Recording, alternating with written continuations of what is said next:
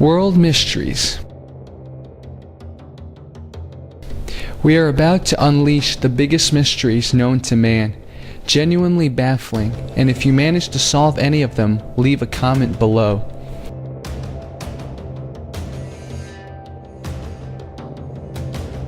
Number 8.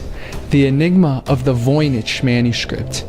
Named after the Polish-American antiquarian bookseller Wilfrid N. Voynich, who acquired it in 1912, the Voynich manuscript is a detailed 240-page book written in a language or script that is completely unknown.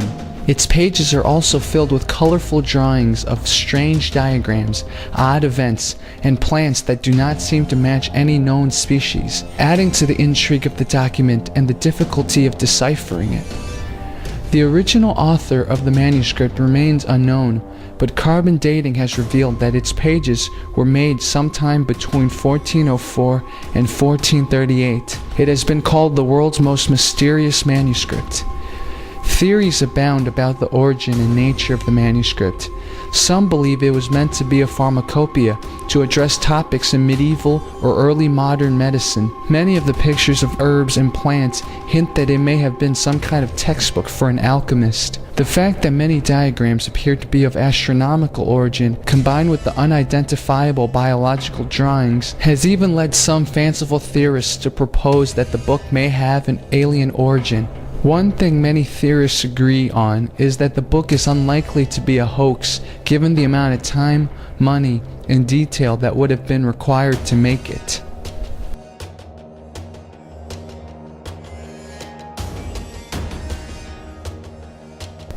Number 7 on our list, the Phaistos Disc. The mystery of the Phaistos Disc is a story that sounds like something out of an Indiana Jones movie. Discovered by Italian archaeologist Luigi Pernier in 1908 in the Minoan Palace site of Phaistos, the disc was made of fired clay and contains mysterious symbols that may represent an unknown form of hieroglyphics. It is believed that it was designed sometime in the 2nd millennium BC. Some scholars believe that the hieroglyphs resemble symbols of Linear A and Linear B, scripts once used in ancient Crete. The only problem: Linear A also eludes decipherment. Today, the disc remains one of the most famous puzzles of archaeology.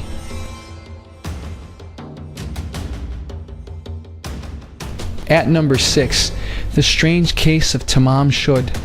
Considered to be one of Australia's most profound mysteries, the Tamam Shud case revolves around an unidentified man found dead in December 1948 on Somerton Beach in Adelaide, Australia. Aside from the fact that the man could never be identified, the mystery deepened after a tiny piece of paper with the words Tamam Shud was found in a hidden pocket sewn within the man's trousers. The phrase translates as ended or finished, and is a phrase used on the last page of a collection of poems called the Ribayat of Omar Khayyam. Adding to the mystery, a copy of Khayyam's collection was later found that contained a scribbled code in it, believed to have been left by the dead man himself. Interesting events followed the investigation. Flowers mysteriously appeared at his grave. A receptionist also recalled an unknown man leaving a nearby hotel just before the death, leaving behind a medical case including a hypodermic needle. Rumors suggest that the man was a spy, either for the Americans or the Soviets. The place of death was close to Woomera, an intelligence gathering area. The suggestions of espionage, intertwined with love and lost loves, and the unbroken code still arouse interest in the public. The case of the Somerton man remains Australia's greatest mystery, and yet it appears we are all condemned to remain in suspense. In at number 5, it creeps in slowly in the dark of night, and once inside, it almost never goes away. It's known as the hum, a steady droning sound that's heard in places as disparate as Taos, New Mexico, Bristol, England, and Largs, Scotland. Reports started trickling in during the 1950s from people who had never heard anything unusual before. Suddenly, they were bedeviled by an annoying, low-frequency humming, throbbing, or rumbling sound. The cases seem to have several factors in common. Generally, the hum is only heard indoors, and it's louder at night than during the day. It's also more common in rural or suburban environments. Reports of a hum are rare in urban areas, probably because of the steady background noise in crowded cities. The name comes from the small town of Taos, New Mexico, where in 1997, Congress actually had researchers try to identify it. In spite of efforts like this, however, its source remains a mystery. At number 4 on our list, ball lightning. It has been mistaken for UFOs, wreaked havoc on homes, and eluded rational explanation for centuries. But now, ball lightning, a large mysterious glow that appears during thunderstorms, has been captured on video for the first time. Chinese researchers managed to accidentally record the elusive glowing orbs during a thunderstorm in Qinghai when they were mapping radiation.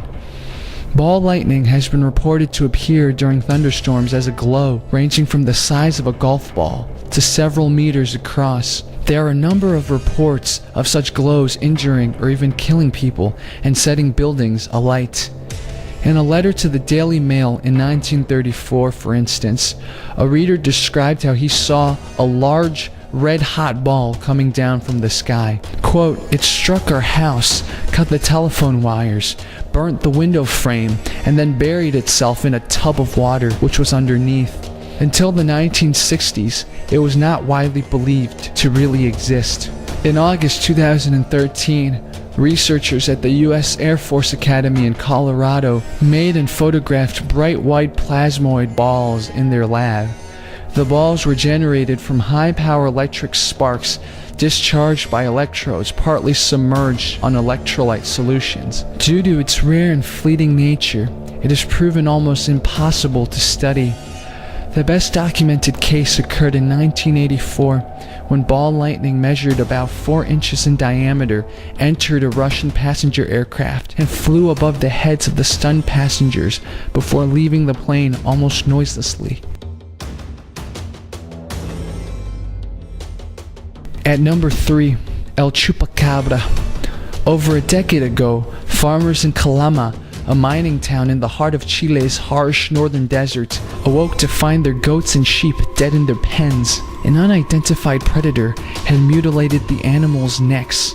By the time the television cameras arrived, a rumor of a chupacabra attack, Chile's first, was spreading fast through the slender Pacific nation. Literally translated to the goat sucker, the name is derived from the fact that it supposedly attacks animals to drink their blood, particularly the blood of goats. It is most commonly described as a lizard-like being, appearing to have leathery skin and sharp spines running down its back. El Chupacabra is the single most notable cryptozoological phenomenon since the Bigfoot phenomenon. At number 2 on our list, the Marfalites. The Marfalites, mysterious glowing orbs that appear in the desert outside the West Texas town of Marfa, have mystified people for generations. According to eyewitnesses, the Marfalites appear to be roughly the size of basketballs and are varyingly described as white, blue, yellow, red, or other colors. Reportedly, the Marfalites hover, merge, twinkle, split into two, flicker, float up into the air, or dart quickly across. There seems to be no way to predict when the lights will appear. They're seen in various weather conditions, but only a dozen or so nights a year. And nobody knows for sure what they are, or if they really even exist at all. The Native Americans of the area thought the Marfalites were fallen stars. Lovers of the paranormal have attributed the Marfalites to everything from space aliens to the wandering ghosts of Spanish conquistadors. And number 1 on this list, the Dyatlov Pass incident. Peering through the wind-swept snow on a dark February day, the rescue party finally came on the first sign of life. The flapping remains of a tent pitched on ski poles on an uppermost slope of Kholat Syakhl, Mountain of the Dead in the native language of northern Siberia. But where were the 9 young Russian students who should have been sheltering beneath the canvas? Curiosity turned to mystery as human tracks were seen in the snow heading downhill away from the tent in single file for a third of a mile.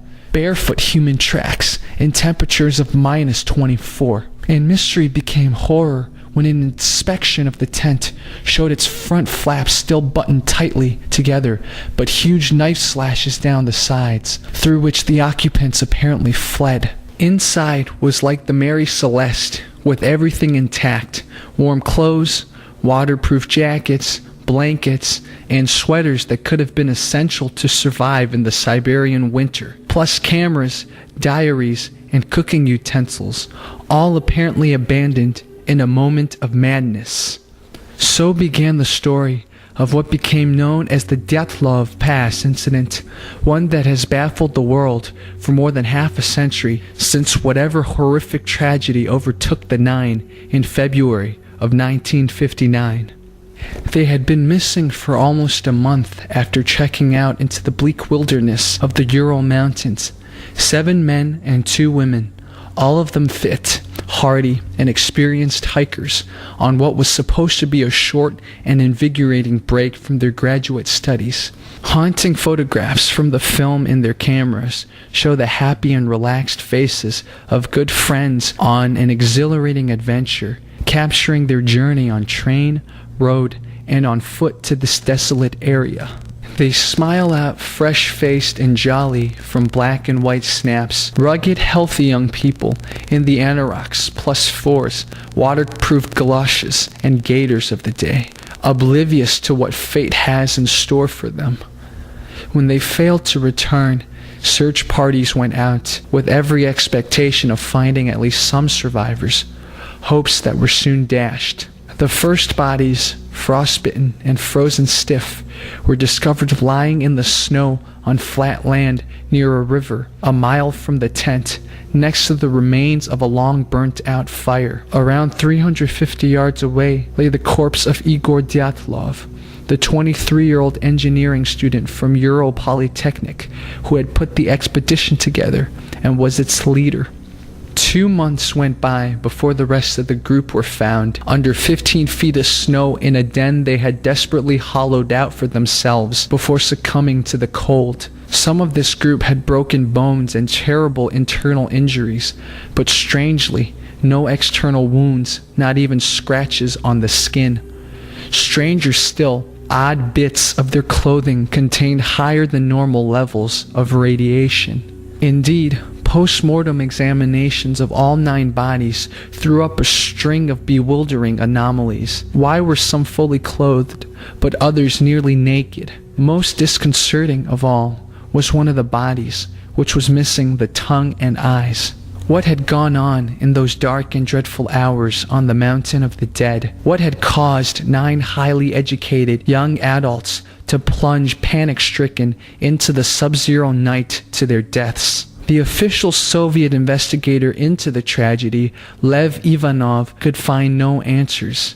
He concluded in his hastily composed report that all 9 deaths had been caused by what he described as an unknown elemental force which they were unable to overcome. Privately, he told people he thought they'd been killed by aliens in a UFO. Please subscribe to the Kepler Telescope channel for regular videos on world mysteries, the truth, and the unknown. Thank you for watching. Please leave your comments below.